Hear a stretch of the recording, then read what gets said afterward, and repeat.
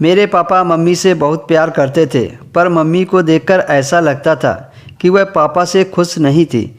लेकिन पिछले कुछ समय से मैंने ध्यान दिया कि पापा के ऑफिस जाने के बाद घर में पड़ोस के अंकल आया करते थे और मम्मी के साथ बैठकर घंटों बातें किया करते थे। वह अंकल सिर्फ मम्मी के कमरे में ही बैठते थे और दरवाज़ा भी बंद कर लेते थे।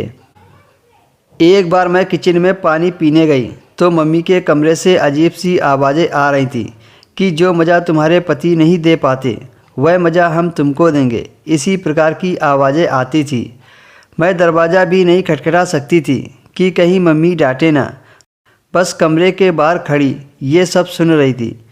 अंकल बार बार यही कह रहे थे कि आज मैं तुम्हें बिना खुश किए नहीं जाऊंगा। तभी कुछ ही देर में मम्मी की सिसकारियाँ सुनाई देने लगीं। वह कह रही थी, अब बस करो। मुझे थोड़ा अजीब सा लगा और मैं वापस अपने कमरे में आ गई। अब अंकल हर रोज़ मेरे घर आ जाते और मेरी मम्मी को लेकर कमरे में चले जाते। ये बात मैंने किसी को नहीं बताई, बस अपने मन में ही रखे रही।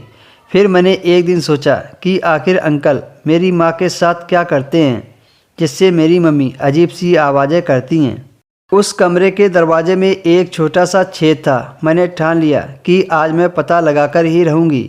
मेरे पापा के ऑफिस जाने के बाद जब वह अंकल फिर से मेरे घर आए और मम्मी को लेकर कमरे में चले गए, कुछ देर के बाद जब अजीब सी आवाज़ें आने लगीं तो मैं चुपके से गई और दरवाजे पर बने छोटे से छेद से देखने लगी। अंदर का नज़ारा देखकर मैं दंग रह गई।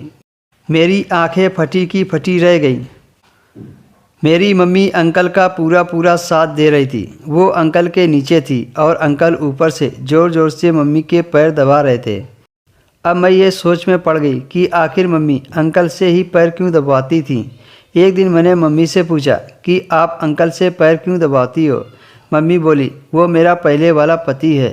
मैंने दूसरी शादी की थी तुम्हारे पापा से और तुम उन्हीं की बेटी हो।